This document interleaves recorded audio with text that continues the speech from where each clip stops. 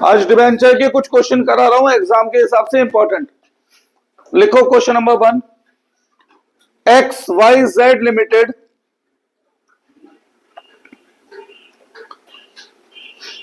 Purchase business of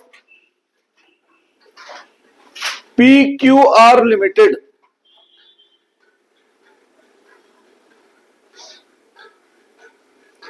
full stop. The following informations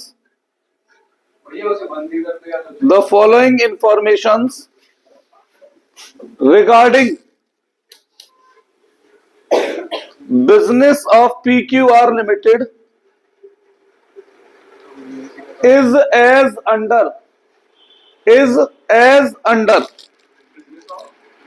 regarding business of PQR limited is as under। एक तरफ लिख रहा हूं book value, एक तरफ लिख रहा हूं एग्रीड वैल्यू।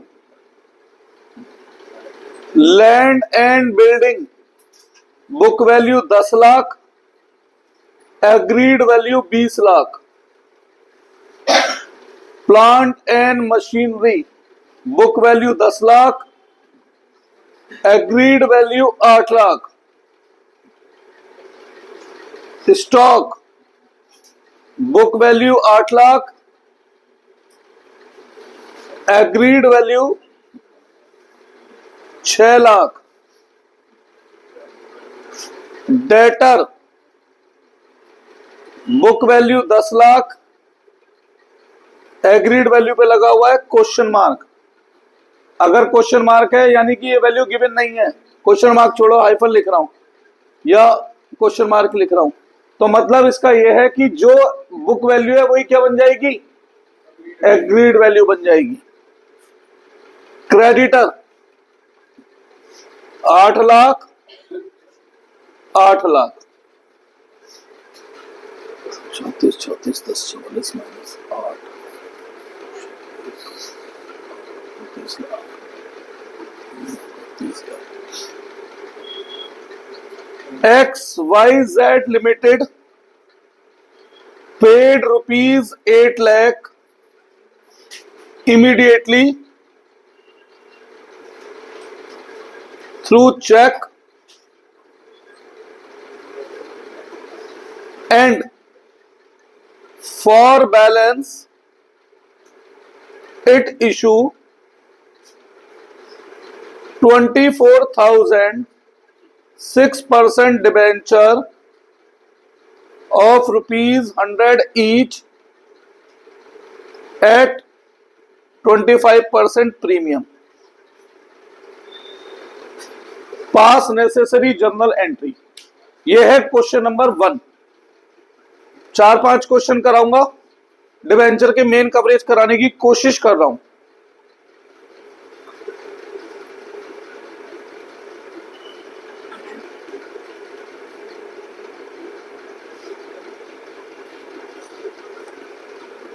परचेज कंसिडरेशन का एक क्वेश्चन तो मैंने शायद कल भी करवाया था शेयर में।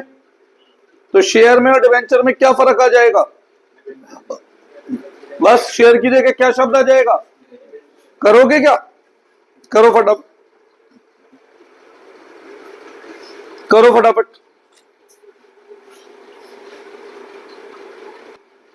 सुनो देखो, सबसे पहले बिजनेस खरीदा है, बिजनेस खरीदने की एंट्री होती थी सारे asset debit, land and building debit, plant and machinery debit, stock debit, debtor debit, to creditor और टू वेंडर। वेंडर कौन है यहां पर, 2XYZ लिमिटेड। ठीक है, अब वेंडर के आगे आता है परचेज कंसिडरेशन। एसेट और लायबिलिटी के आगे दो वैल्यू दे रखी है, बुक वैल्यू और एग्रीड वैल्यू। कौन सी वैल्यू आएगी, तो लैंड एंड बिल्डिंग की एग्रीड वैल्यू क्या है, प्लांट एंड मशीन की स्टॉक की, डेटर की गिवन नहीं है, तो जो बुक वैल्यू है वही एग्रीड वैल्यू है। कितनी? 10 लाख। क्रेडिटर की 8 लाख। पीसी मिसिंग है, पीसी मिसिंग है। 2 मिनट के लिए सब्र करते हैं। सुनो, दो चीजें हो सकती हैं यहां पर। अगर परचेज कंसिडरेशन इन्होंने खुद बता दिया तो पीसी हम अपनी मर्जी से नहीं निकाल सकते बैलेंस, और अगर परचेज कंसिडरेशन भी इन्होंने नहीं बताया कितने शेयर कितने रुपए, तो उस केस में दोनों साइडों का बैलेंस पीसी बन जाएगा। ठीक है, तो वेट करते हैं, पहले परचेज कंसिडरेशन की एंट्री करते हैं, वहां से अगर हमें अमाउंट पता लगा तो वो लिखेंगे, नहीं तो बैलेंस लिखेंगे। सही है। फॉर एग्जाम्पल के क्वेश्चन ही है तो हाँ, अब वेंडर को क्या हम कोई इमीडिएट पेमेंट दे रहे हैं? किससे दे रहे हैं? कितने रुपए? 8 लाख। तो एक तो XYZ के आगे 8 लाख रुपए आ गया, और भी कुछ दे रहे हैं ऐसे पेमेंट? क्या दे रहे हैं? क्या दे रहे हैं बताओ? डिबेंचर। कितने परसेंट डिबेंचर? किस पर दे रहे हैं? प्रीमियम पर। डिबेंचर के आगे हमेशा कौन सी वैल्यू आती है? Face value. प्रीमियम कितना परसेंट है? इनटू। क्या नंबर भी बता रखे हैं क्वेश्चन ने? नंबर भी बता रखे हैं। 2 लाख तो 24 लाख और 6 लाख, कितना बनाइए? अब बताओ XYZ लिमिटेड डेबिट कितने से? जितने से डेबिट है उतने से ही क्या होना चाहिए? क्रेडिट होना चाहिए। डेबिट कितने से? 38 लाख, तो क्रेडिट भी कितने से होना चाहिए? ठीक। अब दोनों साइडों का बैलेंस क्या होना चाहिए? बराबर। क्या बराबर है? किस साइड कमी है? ऊपर की साइड कमी है। कैसे?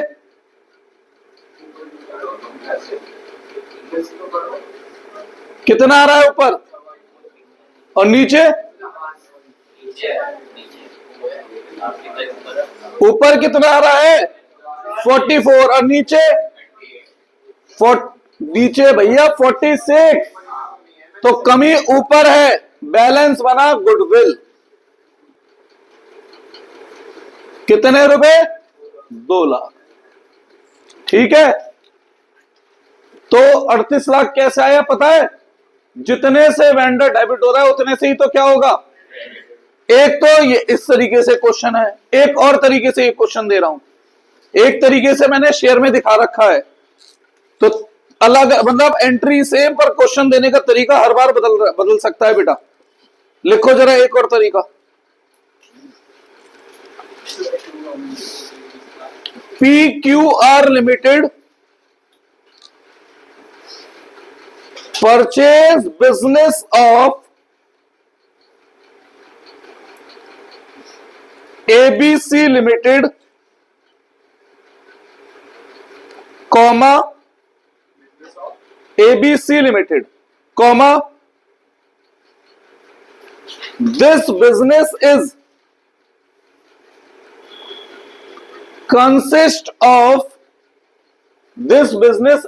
consist of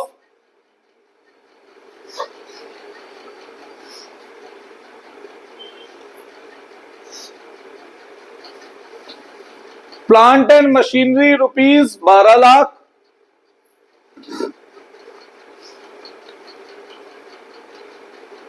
debtor rupees 8 lakh, debtor rupees 8 lakh, creditor rupees 2 lakh, full stop. As consideration XYZ limited issue, पहले क्वेश्चन में ध्यान से एक बार पहला वाला क्वेश्चन पढ़ना क्या था?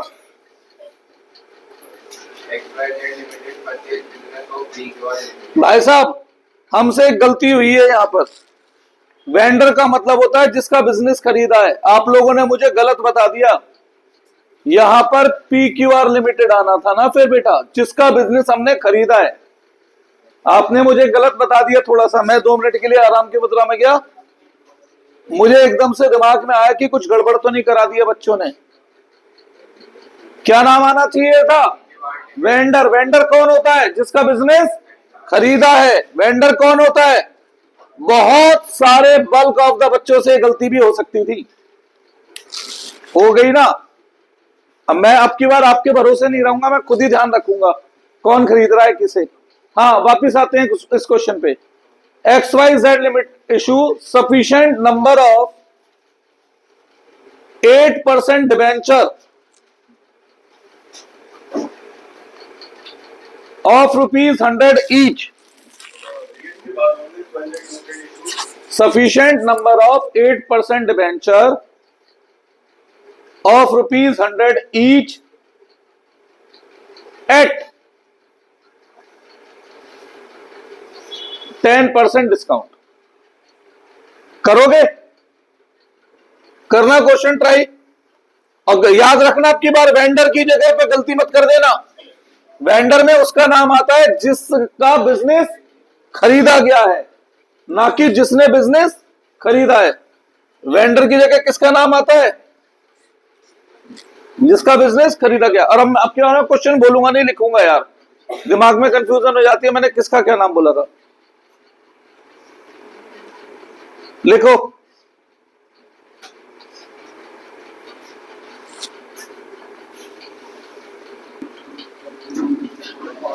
क्वेश्चन लिखूंगा आपकी बार का।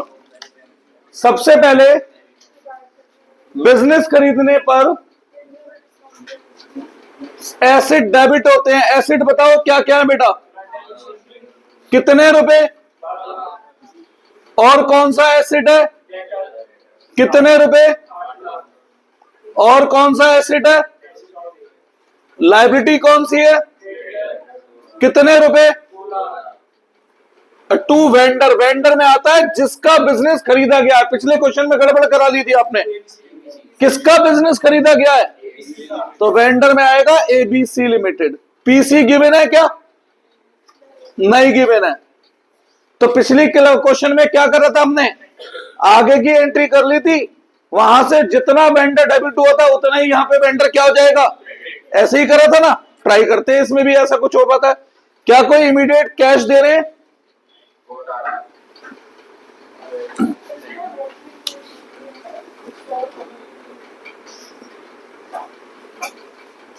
क्या कोई इमीडिएट कैश दे रहे हैं?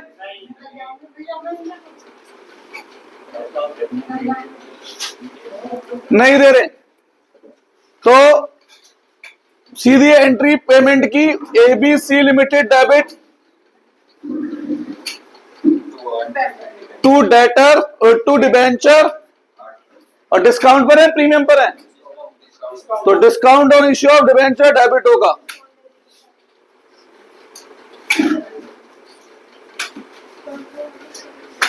ठीक है। अब डिबेंचर के आगे क्या आती है? Face value, discount 10 into number. क्या नंबर दे रखे हैं? अब यार ना तो यहां गिवन है ना यहां गिवन है, अब ऐसे कैसे करेंगे? पिछले क्वेश्चन में तो क्या था? नंबर ऑफ शेयर डिबेंचर खुद दे दिए थे, जिससे वेंडर पता लग गया था। वेंडर फिर हमने ऊपर लिख दिया था। तो ऐसे केस में आप लोग वेंडर बनाएंगे अब की बार बैलेंसिंग फिगर। ठीक है, अब की बार वेंडर नीचे से नहीं निकल सकता ना, तो पीसी कहां से निकालेंगे? ऊपर की एंट्री से बैलेंसिंग फिगर। बेटा मैं आपको वैरायटी ऑफ क्वेश्चन कवर करवा रहा हूं, डिफरेंट एंट्री दिखने में सेम होगी, पर हर बार कुछ ना कुछ पंगा आ सकता है क्वेश्चन में। सही है। अब कितना आ गया वेंडर, यानी कि अब इनटू नंबर। नंबर निकालने सिखा रखे हैं मैंने। Amount to be paid to vendor कितना? Upon issue price. 100 वाला डिबेंचर 10 रुपए डिस्काउंट पर, 90, तो कितना आया ये 20,000। तो दोनों क्वेश्चन मैंने आज 2 क्वेश्चन दिए, दोनों क्वेश्चन में डिफरेंस क्या है और कॉमन क्या है? दोनों में कॉमन है कि पीसी मिसिंग है, दोनों में कॉमन क्या है, पर दोनों में डिफरेंस क्या है? दोनों बार पीसी सोचने का तरीका अलग रहा है। और जहां डायरेक्ट पीसी गिवन है वो मैंने कल क्वेश्चन शेयर के रूप में कराया था। फर्क क्या पड़ता है? वहां शेयर था, यहां पे क्या है डिबेंचर। अदरवाइज क्वेश्चन क्या रहते हैं? सेम रहते हैं। आएगा एक नहीं, 19वें क्वेश्चन में कई बार बोर्ड एग्जाम में क्या करते हैं, चॉइस आती है, सेम क्वेश्चन दे देते हैं वेंडर वाला, एक बार शेयर के रूप में, एक बार डिबेंचर। अब आपके ऊपर है कौन सा करो। फर्क क्या पड़ा? चॉइस का कोई फर्क नहीं पड़ा, क्योंकि दोनों है सेम टाइप के क्वेश्चन। सही है? तो जरूरी है कि पीसी मिसिंग हो तो बैलेंसिंग पे करा। यहां पे ध्यान देना भाई, यहां ध्यान देना, जरूरी है पीसी मिसिंग हो तो हमेशा बैलेंस ही आएगा। पहले देखो, क्या पता आगे से पीसी निकल सके, नहीं निकल पा रही तो बैलेंस। ठीक है? तीसरा क्वेश्चन लिखो एक,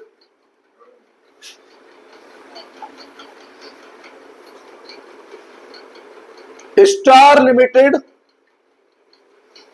purchase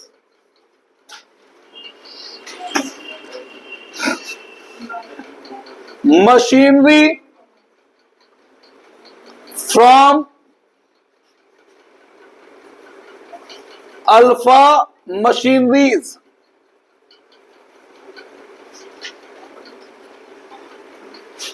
for rupees 20 lakh, full stop, as consideration it issue sufficient number of 8% debenture of rupees 100 each. Point number 1 at par, point number 2 at 25% premium, point number 3, हाँ, अल्फा लिमिटेड मशीनरीज, कुछ भी लिख दो यार, वेंडर का नाम है ये अल्फा मशीनरीज। लो छोड़ो, हल्का नाम लिखता हूं, दुर्गा मोटर्स, बस। अब ठीक है, एट 10% डिस्काउंट। करोगे ये क्वेश्चन?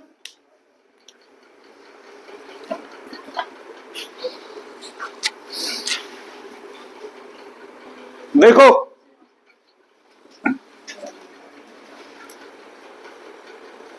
बार बार एंट्री चेंज होगी, कौन सी वाली? पीसी वाली। पहली एंट्री तो कॉमन है, क्या खरीद रहा हूं? एसेट। एसेट खरीदते तो एंट्री होती है asset account debit to vendor. Vendor कौन है यहां पर? दुर्गा मोटर्स। पहले क्वेश्चन में पता नहीं भाई कैसे गड़बड़ हो गई, 20 लाख।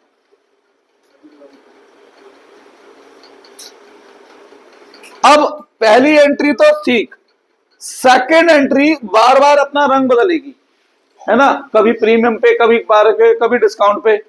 इतना भी ठीक, पर यहां पर मैं आपको कुछ एक और एक्स्ट्रा चीज कवर कराने जा रहा हूं इन एंट्रियों के अंदर। नहीं, फ्रैक्शन वाला पार्ट, हाँ फ्रैक्शन वाला पार्ट मैंने पहले भी करवाया हुआ है। अब उम्मीद करता हूं शायद स्कूल में कवर नहीं हुआ होगा, फ्रैक्शन के बारे में बात ही नहीं हुई होगी, पर एग्जाम में आ सकता है बेटा। तो Durga motors account debit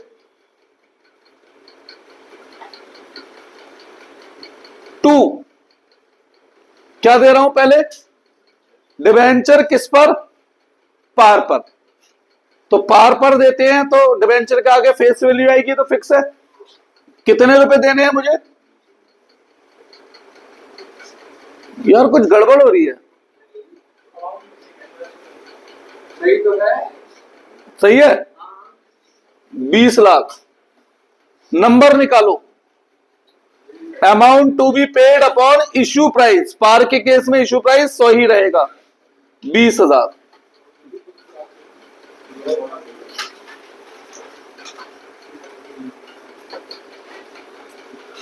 premium का केस,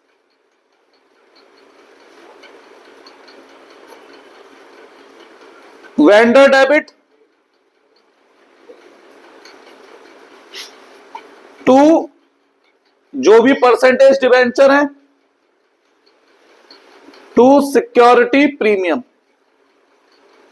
वेंडर के आगे 20 लाख, डिवेंचर के आगे फेस वैल्यू, और प्रीमियम कितना परसेंट है इनटू नंबर।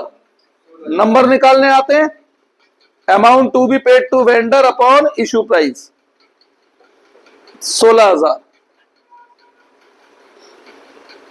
इसमें कोई डाउट?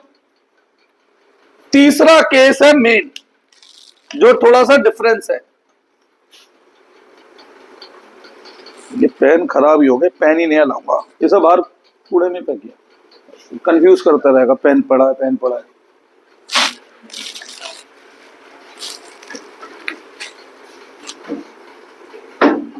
सुनो, वेंडर डेबिट, वेंडर कौन है? Durga motors debit.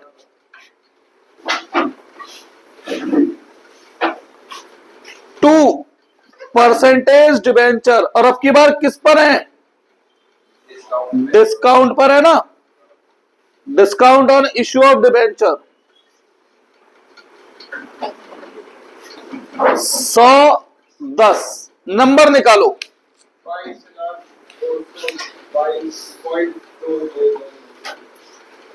Amount to be paid upon issue price. मैं जानबूझ के लिख रहा हूं, जानबूझ के मैंने गलत लिखा है, 0.222 आना है, पर मैं क्या लिख रहा हूं? क्योंकि कई बार बच्चे क्या होता है, आंसर से कॉन्सेप्ट ड्राइव करते हैं, तो वो ऐसा हो सकता है राउंड ऑफ ये सोच करके कि 0.5 से कम है तो लोअर राउंड ऑफ करने, है ना बेटा। अब ध्यान से, पॉइंट के बाद जितना भी डिबेंचर है, चाहे वो 0.5 से ऊपर है चाहे 0.5 से नीचे, उतने डिबेंचर हम नहीं दे सकते, क्योंकि डिबेंचर और शेयर कभी टुकड़ों में या पार्ट में फट के अलाउट नहीं होते हैं। ऐसा नहीं होता है कि एक कंपनी का शेयर 2,000 रुपए का है तो तुम कहो, तू और तेरा दोस्त की भाई आधा आधा शेयर खरीदते हैं, तो कंपनी फाड़ के आधा आधा शेयर दे देगी, वो एक ही जने के नाम पे देगी, है ना बेटा। तो पॉइंट के बाद कुछ भी है उसे क्या कर देना है? इग्नोर। तो कितने नंबर मानने हैं? 22,222।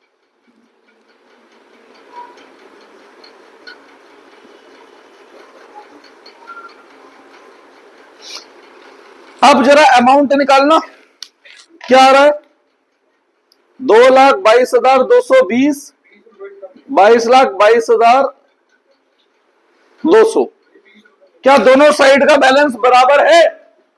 तो जब यहां बैलेंस बचता है तो उस बैलेंस को हम कहते हैं फ्रैक्शन। क्या बोलते हैं?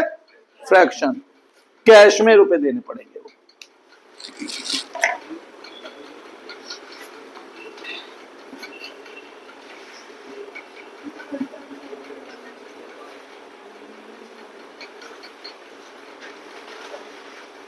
ठीक है अश्मी जी, फ्रैक्शन वाला क्यों पार्ट। बच्चे क्या गलती कर देते हैं, राउंड ऑफ कर आते हैं ना, लोअर राउंड ऑफ नहीं कर रहे, हम पॉइंट के बाद को इग्नोर कर रहे हैं।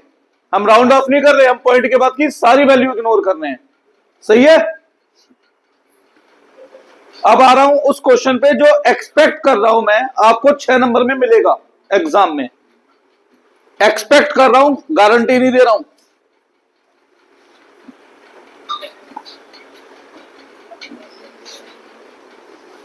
बस ये कपड़ा दे रहा बेटा, कर दो ये रन।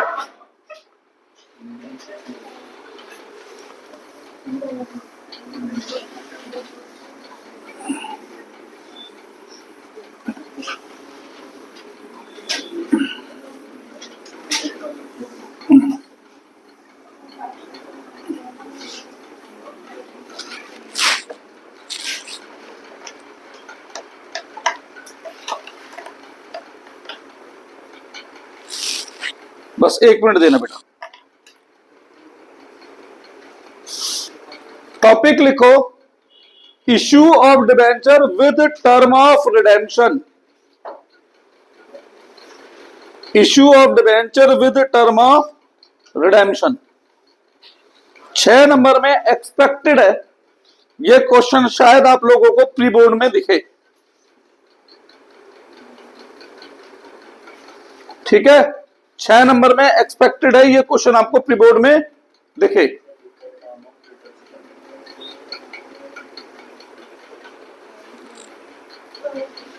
इशू ऑफ डिबेंचर पढ़ा तो मैंने सब रखा है विद टर्म ऑफ रिडेम्पशन, मेरे को तो बस एंट्री करानी है। चलो एक बार फिर भी एंट्री लिख देता हूं। यहां कॉमन एंट्री क्या थी, जो बेस एंट्री है जिसके इर्द गिर्द ये पूरा टॉपिक चलेगा। पहली एंट्री होती थी बैंक अकाउंट डेबिट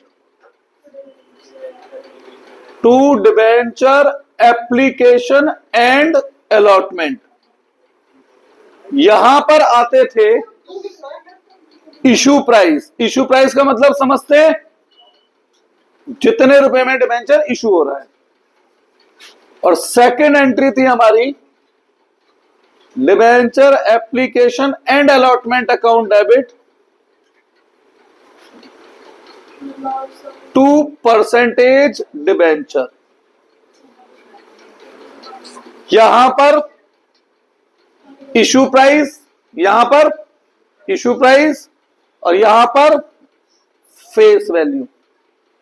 ठीक है, डिबेंचर क्या होगा हमेशा फेस वैल्यू। अब अगर बैलेंस नीचे बच रहा है तो सिक्योरिटी प्रीमियम, और बैलेंस ऊपर बच रहा है तो discount on issue of debenture. ऐसे ही बताया था मैंने। और फिर मैंने यहां पर आपको एक एडिशन करवाई थी, जब भी डिबेंचर प्रीमियम पर रिडीम हो, जब भी डिबेंचर प्रीमियम पर रिडीम हो तो डेबिट में क्या लिखते थे हम, loss on issue of debenture.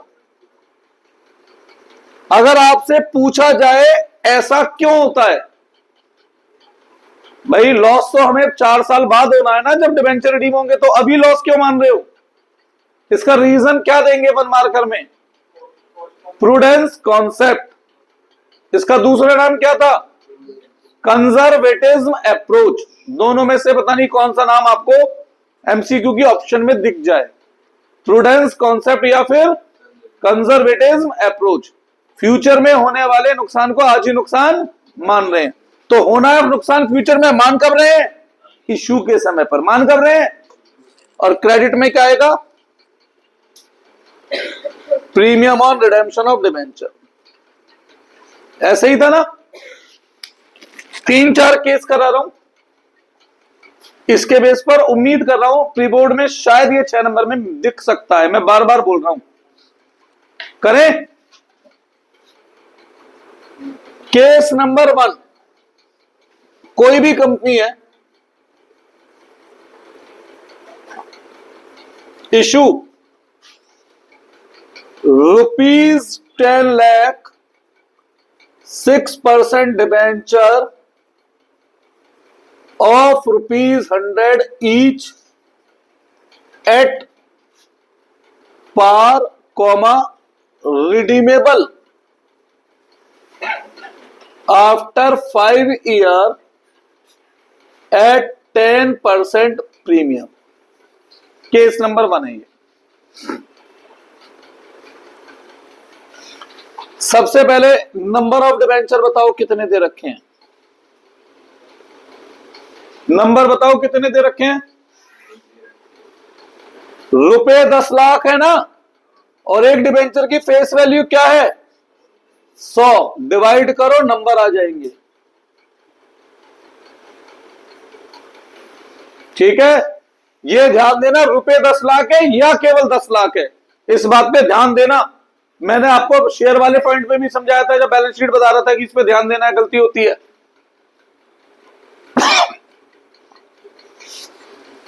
बेटा गेट खोल दिया।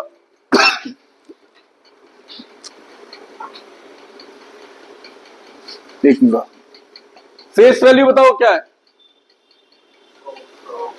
100। इशू प्राइस बताओ क्या है इशू एट पार लिखा है तो 100, इशू एट पार है तो 100, और रिडीमेबल वैल्यू क्या है, रिडीम एट 10% प्रीमियम है 110। ठीक है, पहली एंट्री क्या होती है हमारी, bank account debit to debenture application and allotment, यही होती है पहली एंट्री। क्या आता है इसके आगे, देख के बताओ वहां से, इश्यू प्राइस, इश्यू प्राइस कितना है 100, नंबर बाद में एक साथ लिख दूंगा। फिर debenture application and allotment debit to percentage debenture, यहां पर क्या आता है इश्यू प्राइस, और यहां पर फेस वैल्यू। क्या बैलेंस बच रहा है ऊपर नीचे कोई नहीं, इनटू जितने डिबेंचर हैं। पहले बताओ यहां तक कोई डाउट है। अब क्या ये डिबेंचर फ्यूचर में प्रीमियम पर रिडीम है, हैं? तो डेबिट में क्या लिखना है, loss on issue of debenture, और क्रेडिट में क्या लिखना है, ये दोनों आपस में एक साथ चलेंगे हमेशा, to premium on redemption of debenture. कितना 10 इंटू 10,000। भैया अमाउंट आप मल्टीप्लाई करके खुद लिख देना, इतनी मेहनत तो आप कर सकते हो, है ना, तो मल्टीप्लाई करके खुद लिख लें।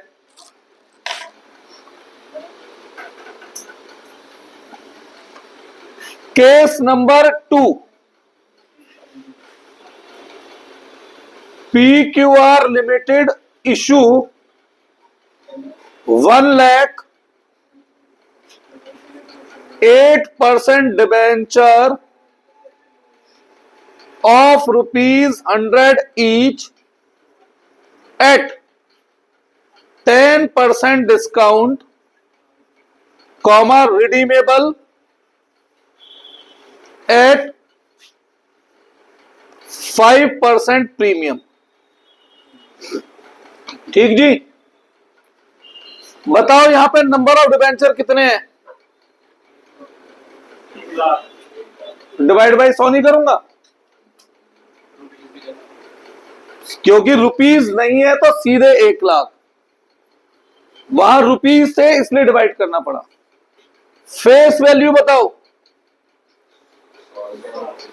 इशू प्राइस बताओ 90 रुपए क्योंकि डिस्काउंट पे। रिडीमेबल वैल्यू बताओ 5 रुपए प्रीमियम पे रिडीम है।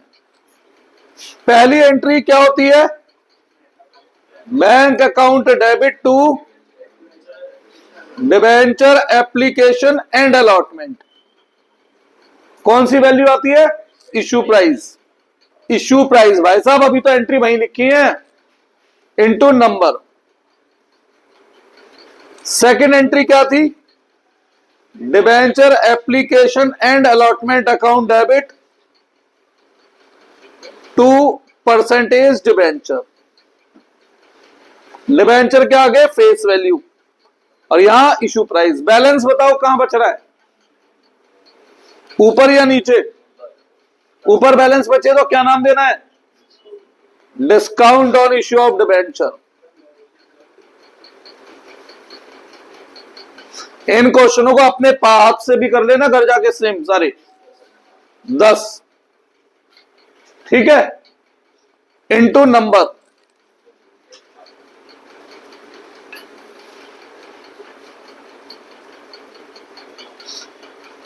अब एक बात बताओ, क्या ये डिबेंचर फ्यूचर में प्रीमियम पे रिडीम है, फ्यूचर में कितना पैसा लौटाना है 105, तो है प्रीमियम पे redeem.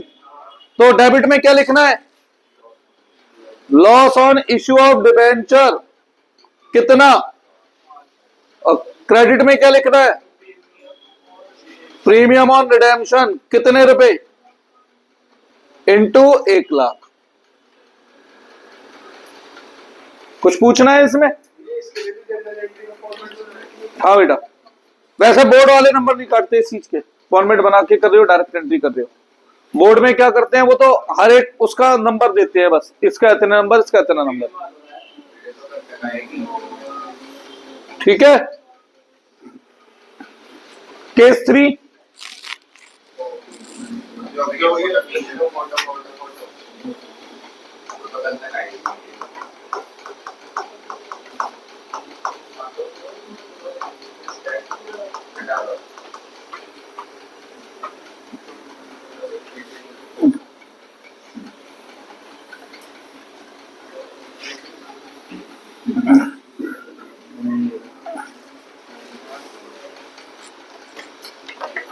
Case 3, issue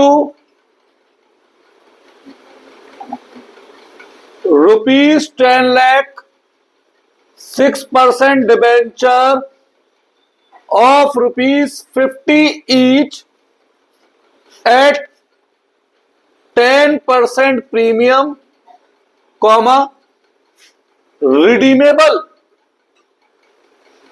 at 10% discount। सबसे पहले नंबर बताओ, गिवन है क्या, निकालने पड़ेंगे?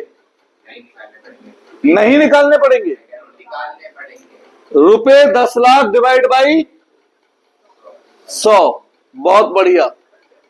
50, फेस वैल्यू 50 है। अब की बार जानबूझ के 50 दी थी मैंने, मुझे पता थी 100 बोलेंगे दो चार जने। हाँ जी, फेस वैल्यू कितनी है अब? 50। कितने आए? 20,000 डिबेंचर। कोई डाउट? फेस वैल्यू क्या है? 50। इश्यू प्राइस बताओ, इश्यू प्राइस 55। भाई सबका 10% ₹10 होता है। रिडीमेबल वैल्यू करो, बैंक अकाउंट डेबिट। अभी मैं डिबेंचर एक क्लास और पढ़ाऊंगा, 2 डिबेंचर एप्लीकेशन एंड अलॉटमेंट। ठीक है, issue price into number, debenture application and allotment debit to percentage debenture. ठीक, face value, issue price, balance कहां बच रहा है आपकी बात, तो क्या नाम देते हैं उसे? Into number. अब ये बताओ, फ्यूचर में डिबेंचर किस पे रिडीम हो रहे हैं? कोई फ्यूचर में नुकसान है? नुकसान नहीं है तो छोड़ दो, फायदा जब होगा तब सोचेंगे, नुकसान का भी सोचना होता है। क्लियर है? ये याद आ गए? ये क्वेश्चन साथ के साथ भी कर लेना। और मैं अभी एक क्लास और डिबेंचर कराऊंगा कल, 11 तारीख है, 12 तारीख को कंपैरेटिव कॉमन साइज, 13 और 14 तारीख में एक तो पेपर दूंगा करने को, वो करना है, और कुछ एमसीक्यूज कराऊंगा 40-50 जो है, देखते हैं उसमें से कुछ फंसी जाए तो। ठीक है, चलो।